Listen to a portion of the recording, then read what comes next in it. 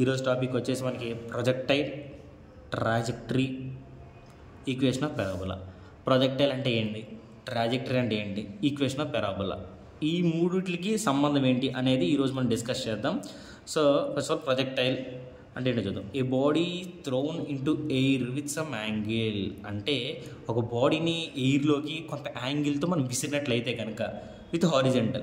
Horizontal అంటే ఇది, vertical అంటే ఇలా ఉంటుంది అనమాట. హారిజెంటల్ అదర్ దాన్ 90 degrees, అంటే 90 degrees కాకుండా ఏ యాంగిల్ అయినా కానీ ఒక బాడీని హారిజెంటల్గా మనం గాల్లోకి విసిరినట్లయితే కనుక it's motion under the influence of gravity. అంతే కదా, గాల్లోకి విసిరితే ఏ బాడీ మీద అయినా కానీ గ్రావిటీ అనేది పనిచేసేది.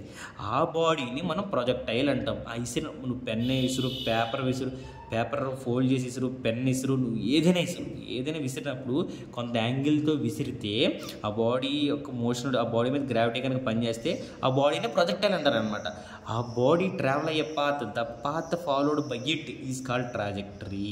ఇక్కడ చూద్దాం గ్రాఫికల్ రిప్రజెంటేషన్. ఇదొక హారిజెంటల్, ఇదొక వెర్టికల్. ఒక బాడీని అలా విసిరాను కొంత థీటా అనే యాంగిల్తో. విసిరినప్పుడు ఇది ఇలా వెళ్తుంది, వెళ్ళి దీని మీద గ్రావిటీ పనిచేస్తుంది, వెళ్తుంది కదా. ఈ విసిరిన బాడీని ప్రొజెక్టైల్ అంటున్నా. ఇది ట్రావెల్ చేసిన పాత్ని ట్రాజెక్టరీ అంటున్నాం. అదే ప్రొజెక్టైల్ ట్రాజెక్టరీ అనమాట. అంతే. దీని నుంచి ఈక్వేషన్ ఆఫ్ పారాబోలా, ఇది పారాబోలిక్ ఫామ్లో వెళ్తుంది చెప్తున్నాడంట. అంటే ఏ బాడీ అయినా కొంత యాంగిల్లో గాల్లోకి విసిరితే అది పారాబోలిక్ పాత్లో ట్రావెల్ అవుతుంది అనేదైతే మనకు ఉంది. అది ఎలా అవుతుంది, పారాబోలిక్ ఈక్వేషన్ వస్తుందా రాదా, ఈ బాడీ దీని యొక్క డెరివేటివ్ చేస్తే వస్తుందా రాదా అనేది మనం చూద్దాం అనమాట. లెట్ ఏ బాడీ తీసుకున్నాం, ఈజ్ ప్రొజెక్టెడ్ ఫ్రమ్ ఓ. ఈ గ్రాఫ్ని మనం ఇక్కడ థియరిటికల్గా ఎక్స్ప్లెయిన్ చేస్తాం అనమాట. ఒక 4-5 పాయింట్లు. With velocity U at an angle theta with horizontal, the velocity U can be resolved in 2 rectangular components. ఇక్కడ వెలాసిటీ యూ అనే వెలాసిటీ అనమాట. యూ అనే వెలాసిటీతో బాడీ వెళ్తూ ఉంటుంది. దాన్ని 2 రెక్టాంగులర్ కాంపోనెంట్గా చెప్తాం అనమాట. ఒక సైడ్ ఏమో యూఎక్స్, ఒక సైడ్ యూవై. అంతే కదా, ఇది ఒక రెక్టాంగులర్ కాంపోనెంట్ కన్సిడర్ చేసుకుంటే కనుక ఒక సైడ్ యూఎక్స్, ఒక సైడ్ యూవై అవుతుంది అనమాట. Then U X, X axis side U cos theta. X axis side మనం ఎప్పుడైనా కానీ యూ కాస్ థీటా తీసుకుందాం. Y axis side sine theta తీసుకుందాం. అంటే ఎక్స్ సైన్ థీటా కాస్ థీటాని ఎందుకు తీసుకోవాలి సార్, ఇటు సైన్ థీటా ఇటు కాస్ థీటా తీసుకోవచ్చు కదా అని మీరు అడగచ్చు. దీనికి ఏంటంటే ఇవన్నీ చిన్న బేసిక్స్ అనమాట. ఇప్పుడు థీటా కదా, సైన్ థీటా అంటే ఏంటి, ఆపోజిట్ సైడ్ బై హైపోటెన్యూస్ కదా. థీటాకి ఆపోజిట్ సైడ్ ఏముంది, ఇదే కదా. అంటే దీనికి ప్యారల్గా ఇది ఉంది కదా, అంటే ఆపోజిట్ సైడ్ గురించి చెప్పి సైన్ థీటా. సో అందుకే దీన్ని సైన్ థీటా కన్సిడర్ చేసుకున్నాం. ఇప్పుడు కాస్ థీటా అంటే ఏంటి, ఎడ్జసెంట్ సైడ్ బై హైపోటెన్యూస్ కదా. ఎడ్జసెంట్ సైడ్ ఏముంది, ఇదే కదా. అందుకే ఎడ్జసెంట్ సైడ్ అప్పుడు కాస్ థీటాని తీసుకుంటాం. అంతే. ఇదంతా మనకి మినిమం ఒక నిమిషం ఆలోచిస్తే మనకు అర్థమైంది కాస్ థీటా సైన్ థీటా ఎందుకు తీసుకుంటున్నాము అని. ఓకే, అది పక్కన పెడితే కనుక మనకి ఆఫ్టర్ టైం టీ అనే టైం తర్వాత ద హారిజెంటల్ డిస్టెన్స్ టీ అనే టైం తర్వాత ఎంత ట్రావెల్ చేసింది. మనకి మన ప్రీవియస్ వీడియోస్లో చెప్పుకున్నాం. S is equal to U T plus half A T square. దీన్ని సపరేట్ డెరివేషన్ చేస్తాం, సపరేట్ క్వశ్చనే ఉంది, 4 మార్క్స్ క్వశ్చన్. సో ఆ ఫార్ములా కన్సిడర్ చేసుకున్నాం అంటే X is equal to U అంటే ఎంత, యూ కాస్ థీటా అనుకున్నాం కదా, horizontal side U cos theta into T plus half A T square కదా. ఇక్కడ యాక్సలరేషన్ అనేది పనిచేయదు. సో అందుకే హారిజెంటల్ సైడ్ కదా, సో యాక్సలరేషన్ అనేది కన్సిడర్ చేయము. సో అందుకే 0 వాల్యూ తీసుకుంటాం అనమాట. X is equal to U cos theta into tea.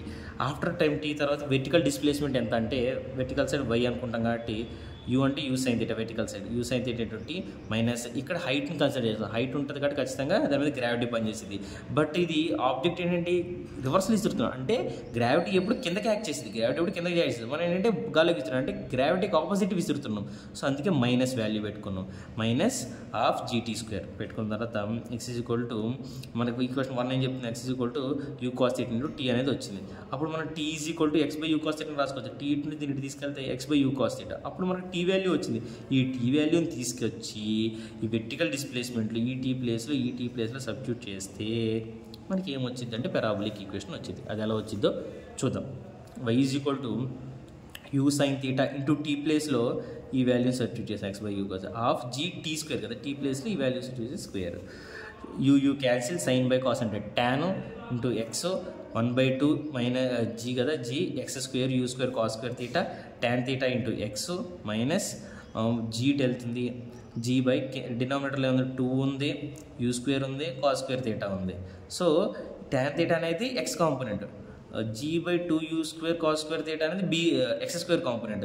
దీన్ని మనం b అనుకుంటే, దీన్ని మనం a అనుకుంటే మనకు y is equal to ax minus bx square, y is equal to ax minus bx square. ఏదైనా కానీ y is equal to ax minus bx square, x square కాంపోనెంట్స్లో కనుక ఉంటే y వాల్యూ అనేది దాన్ని పెరాబోలిక్ ఈక్వేషన్ అని చెప్తాను. The above equation represents parabola. ఈ ఈక్వేషన్ దేని రిప్రజెంట్ చేసేదంట? పెరాబోలా రిప్రజెంట్ చేసేది. అంటే మనకి లైన్కి ఒక ఈక్వేషన్ ఉంటుంది, పెరాబోలాకి ఒక ఈక్వేషన్ ఉంటుంది, హైపర్బోలాకి ఒక ఈక్వేషన్ ఉంటుంది, సర్కిల్కి ఒక ఈక్వేషన్ ఉంటుంది అనమాట. సో ఇలా డిఫరెంట్ వాల్యూస్ డిఫరెంట్ ఈక్వేషన్స్ ఉంటాయి అనమాట. అలాగా పెరాబోలిక్ ఈక్వేషన్ అనేది ఈ ఫామ్లో రిప్రజెంట్ అయి ఉంటుంది. సో మనం డిరైవ్ చేసినప్పుడు ఈ ఫామ్ వచ్చింది కాబట్టి ఏదైనా ఒక పార్టికల్ని గాల్లోకి తీటా అనే యాంగిల్తో కనుక మనం విసిరినట్లయితే కనుక అది పెరాబోలిక్ పాత్లో ట్రావెల్ చేస్తుంది అని చెప్పడం జరిగిందనమాట.